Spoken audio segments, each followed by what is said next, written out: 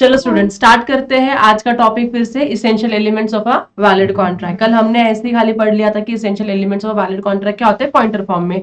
So there are certain things which are defined under section 10 of the contract act and there are certain points which are not defined under the contract act but have an equal importance. अभी equal importance वाली चीजें क्या है तो पहले हम वो पढ़ लेते हैं जो सेक्शन नंबर 10 में डिफाइन नहीं किया गया। तो मुझे बताओ क्या क्या पॉइंट है उसमें। सबसे पहला टू पार्टीज होनी चाहिए। Second intention to create legal relationship होना चाहिए। तीसरा fulfilment of other legal formalities if any अगर है तो आपको फुलफिल करना पड़ेगा। नेक्स्ट क्या था सर्टेनिटी ऑफ मीनिंग सर्टन होना चाहिए आपके कॉन्ट्रैक्ट में। और लास्ट क्या था पॉसिबिलिटी ऑफ परफॉर्मेंस। इम्पॉसिबल नहीं होना चाहिए परफॉर्मेंस के लिए।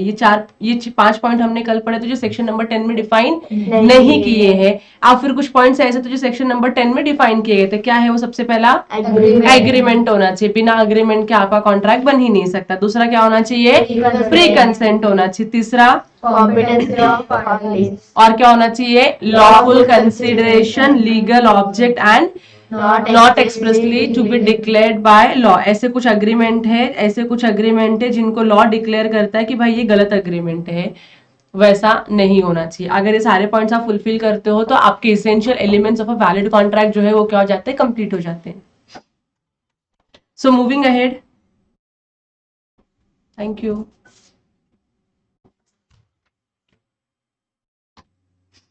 चलो पॉइंट टू पॉइंट डिस्कशन करते। सबसे पहला क्या लिखा है देखो टू पार्टीज। कौन सा वाला पॉइंट हम पढ़ रहे हैं जो सेक्शन नंबर 10 में डिफाइन नहीं किया है। तो सबसे पहले क्या बोलते हैं टू पार्टीज होना चाहिए। कल ही हमने बात करी थी कि one can not contract with himself, yes और नो। मैं अपने आप के साथ कभी कॉन्ट्रैक्ट नहीं कर सकती हूँ। कॉन्ट्रैक्ट में मिनिमम कितने लोग इन्वॉल्व होते हैं दो लोग। एक पार्टी वो होती है जो ऑफर देती है, दूसरी पार्टी वो होती है जो ऑफर को एक्सेप्ट करती है। ये दो पार्टी होना जरूरी है। कॉन्ट्रैक्ट में be made by natural person और by any person having legal existence. आप नेचुरल पर्सन हो इंडिविजुअल, आप और मैं, हम लोग क्या कर सकते हैं कॉन्ट्रैक्ट में एंटर कर सकते हैं। या तो कोई कंपनी एलएलपी या एचयूएफ या पार्टनरशिप फर्म या जो दूसरे एंटिटीज है वो भी क्या कर सकते हैं कॉन्ट्रैक्ट में एंटर कर सकते हैं। ठीक है। अब यहाँ पे एक केस हुआ था, ये पॉइंट पढ़ना इंपॉर्टेंट इसलिए क्योंकि यहाँ पे एक केस हुआ था state of Gujarat versus Ramanlal S company का। इस केस में हुआ ऐसा था कि एक पार्टनरशिप फर्म है जिसका नाम क्या है रमनलाल एस कंपनी। ये पार्टनरशिप फर्म क्या हो जाती है डिसॉल्व हो जाती है। डिसॉल्व आपको पता है कि पार्टनरशिप फर्म को हम बंद कर रहे हैं। अब जब पार्टनरशिप फर्म बंद हो जाती है तो पार्टनरशिप फर्म क्या होता है डिसॉल्व हो गया। इसके कुछ अपने एसेट्स रहेंगे और कुछ लाइबिलिटीज रहेंगे। मतलब एसेट्स से लाइबिलिटी पे करके अभी भी कुछ बैलेंसिंग एसेट बचा हुआ है। अब यही एसेट्स क्या कर रहे हैं जो पार्टनर से अपने अपने घर पे लेके जा रहे हैं। तो पार्टनरशिप फर्म में से जब कोई पार्टनर एसेट लेके जाता है तो यहां पे मुझे बताओ टैक्स होना चाहिए क्या। इस ट्रांजैक्शन को आप क्या सेल बोल सकते हो नहीं। क्यों नहीं बोल सकते हो सेल नहीं, क्योंकि लॉ बोलता है partnership firm and partners are one in the same person. यहाँ पे इन दोनों में कोई डिफरेंस नहीं है। और सेल होने के लिए मिनिमम 2 पार्टी लगनी चाहिए। यस, यहाँ पे 2 पार्टी है नहीं कि पार्टनरशिप फर्म के एसेट्स अगर पार्टनर ही लेके जा रहे तो मेरी एसेट अगर मैं लेके जा रही हूँ तो क्या आप मुझे बोल सकते हो मैंने पार्टनरशिप फर्म ने मुझको सेल किया है, मुझको एसेट बेचा है नहीं बेचा है ना। मुझे एसेट नहीं बेचा है तो मैं यहाँ पे सेल्स नहीं हुआ, और सेल्स नहीं हुआ तो मैं कोई भी सेल्स टैक्स नहीं भरूंगी। लेकिन गुजरात का जो सेल्स टैक्स ऑफिसर है वो इस ट्रांजैक्शन को क्या करना चाहता था टैक्स करना चाहता था। इस ट्रांजैक्शन से सेल्स टैक्स कमाना चाहता था। तो ये मैटर कहां जाएगा डेफिनेटली अब कोर्ट में जाएगा। अब जब ये मैटर कोर्ट में गया तो कोर्ट ने डिसाइड किया, बोला नहीं ये एकदम गलत है। पार्टनरशिप फर्म से अगर कोई पार्टनर एसेट लेके जाता है, पार्टनरशिप फर्म से अगर कोई पार्टनर एसेट लेके जाता है तो यहाँ पे सेल नहीं होता है, ये सेल नहीं है। डिसोल्यूशन हो रहा है तो पार्टनर्स अपने अपने एसेट जो कंट्रीब्यूट किए थे वो एसेट्स लेके जा रहे हैं। तो डिसोल्यूशन में सेल नहीं हुआ। जब सेल नहीं हुआ तो आप सेल्स टैक्स लगा ही नहीं सकते हो क्योंकि सेल होने के लिए मिनिमम 2 पार्टीज लगती है। और यहाँ पे partnership firm and partner are one in the same person. देखो डिसीजन कैसा आया कोर्ट का। When on dissolution of a partnership, the assets of the firms were divided among the partners.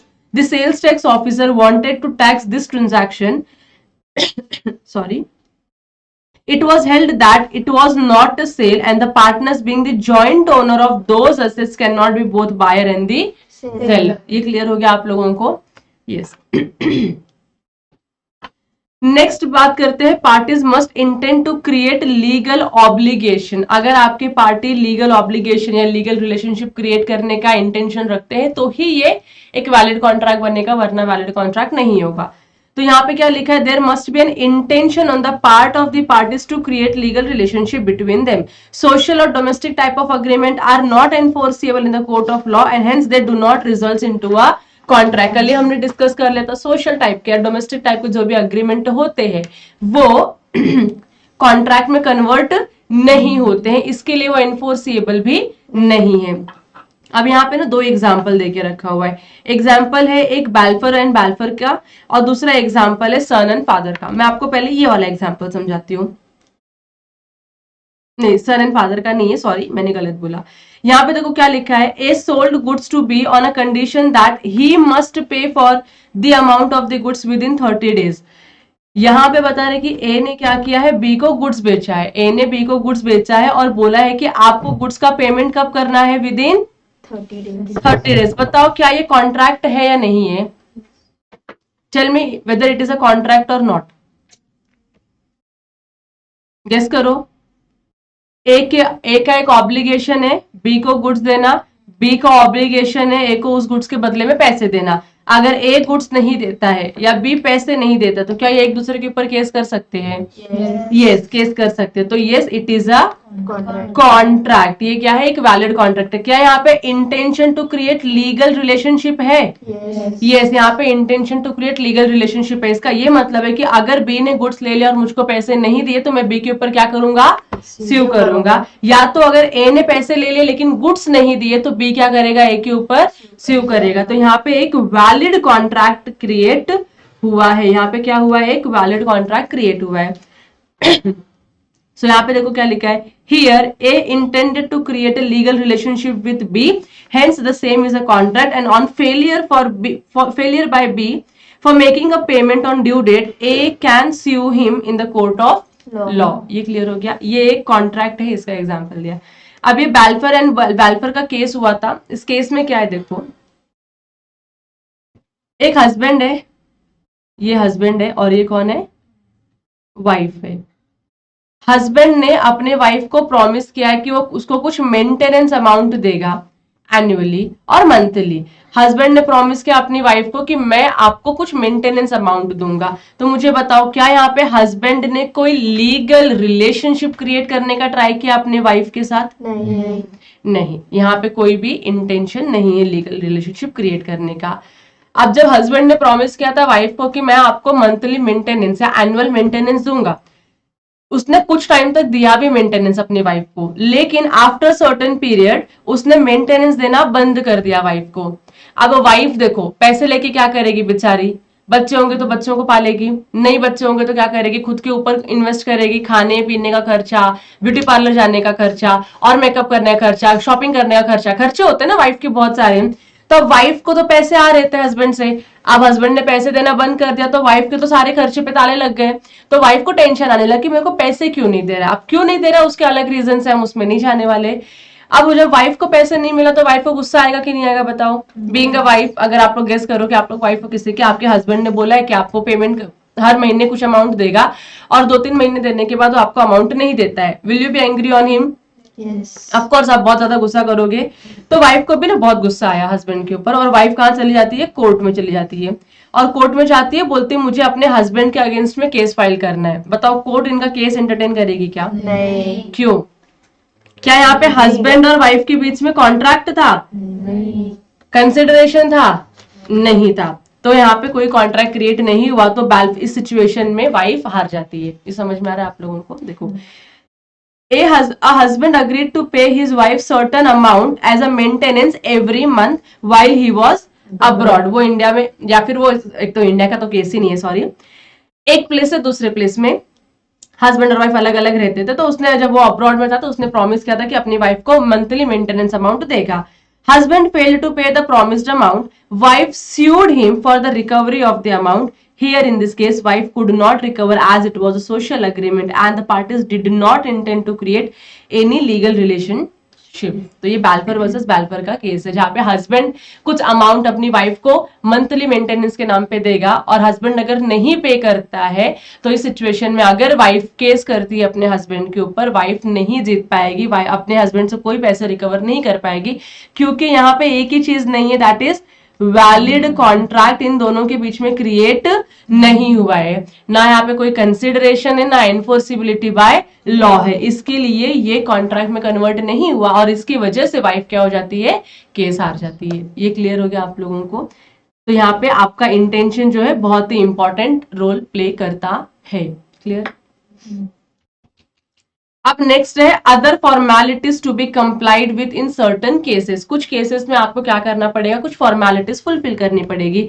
Example में दिया है अ कॉन्ट्रैक्ट में be written और spoken. अगर स्पोकन कॉन्ट्रैक्ट है तो कोई दिक्कत ही नहीं है, लेकिन रिटन कॉन्ट्रैक्ट है तो वो राइटिंग में ही होना चाहिए। अब यहाँ पे एग्जाम्पल देख लो, contract of insurance is not valid except as a written contract. अगर आपने इंश्योरेंस लेना है किसी से तो इंश्योरेंस आपका बोल के इंश्योरेंस नहीं होता, इंश्योरेंस के पेपर्स होते हैं, पेपर्स पे साइन करना होता है, टर्म्स एंड कंडीशंस लिखे होते हैं, सारी चीजें आपको रीड करनी होती है। हालांकि आप रीड नहीं करते हो अलग बात है, लेकिन रीड करनी होती है। तो इंश्योरेंस आप ऐसे, मैं ऐसे नहीं बोल सकती चलो आज से आपका इंश्योरेंस चालू हो चुका है, नहीं, डॉक्यूमेंट्स दिखाने पड़ेंगे। तो जब तक आप इंश्योरेंस को राइटिंग में नहीं लिखते हो तब तक आपका वो इंश्योरेंस का कॉन्ट्रैक्ट वैलिड कॉन्ट्रैक्ट नहीं होता। और दूसरा लिखा है in the case of immovable property, मुझे घर खरीदना है तो मैं आज जाके मैं सेलर को ये नहीं बोल सकती कि सेलर आज से आपका घर मेरा हो गया, ये 50 लाख रुपए रखो और निकलते बनो यहाँ से, ऐसा मैं नहीं बोल सकती हूँ। जब तक मेरे और सेलर के बीच में एक अग्रीमेंट या डीड साइन नहीं होता तब तक मेरे पास ये घर की ओनरशिप नहीं आती है। तो देयर आर सर्टेन कॉन्ट्रैक्ट जहां पे इसको राइटिंग में होना जरूरी है या तो कोई दूसरे जो लीगल फॉर्मेलिटीज है वो फुलफिल करना जरूरी है, बिना उनके हमारे कॉन्ट्रैक्ट एक वैलिड कॉन्ट्रैक्ट क्रिएट नहीं करता। ये क्लियर हो गया आप लोगों को? समझा? उसके आगे लिखा है सर्टेनिटी ऑफ मीनिंग। यहाँ पे क्या लिखा था, agreement must be certain and not वेग और इनडेफिनिट। आपका अग्रीमेंट हमेशा सर्टन होना चाहिए, नॉट वेग का मतलब है नॉट क्लियर, क्लियर होना चाहिए। नॉट वेग का मतलब होता है क्लियर, नॉट क्लियर नहीं, क्लियर होना चाहिए, वेग नहीं होना चाहिए। इसके लिए आपका अग्रीमेंट क्या होना चाहिए, क्लियर होना चाहिए और सर्टन होना चाहिए कि भाई आप क्या बेच रहे हो, क्या खरीद रहे हो, कितने पीरियड के लिए बेच रहे हो, कितने पीरियड के लिए आप कॉन्ट्रैक्ट में एंटर कर रहे हो। तो यहाँ पे दो एग्जाम्पल देके रखा हुआ है। ए अग्री करता है बी के साथ to sell 100 tons of oil. मुझे बताओ 100 टन्स ऑफ ऑयल, आपने अमाउंट क्वांटिटी तो सर्टन कर दिया कि कितना चाहिए, लेकिन कौन से टाइप का ऑयल आपने ये सर्टन किया क्या? नहीं। So there is nothing certain in order to show what kind of oil was intended for. तो यहाँ पे एक वैलिड कॉन्ट्रैक्ट क्रिएट नहीं होता। सेकेंड एग्जाम्पल, एक कंपनी अग्री करती है किसी एक agreed to lease the land to mister A. Company बोलती है कि मैं मिस्टर ए को क्या देने वाली हूँ, लीज पे एक लैंड देने वाली हूँ, लेकिन कितने पीरियड के लिए डिफाइन करना पड़ेगा या नहीं?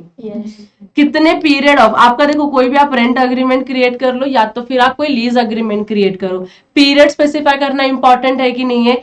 25 ईयर्स, 99 ईयर्स, 49 ईयर्स, 11 मंथ्स या तो 24 मंथ्स, कितने मंथ का आप अग्रीमेंट करते हो वो इसमें स्पेसिफाई करना जरूरी है। आप ऐसे इनडेफिनेट पीरियड के लिए लेके जाओ आप प्लीज पे, ऐसा हो सकता है क्या? नहीं। तो पीरियड भी क्या होना चाहिए, सर्टन होना चाहिए। यहाँ पे पीरियड सर्टन नहीं है, इसके लिए एक वैलिड कॉन्ट्रैक्ट क्रिएट नहीं होता।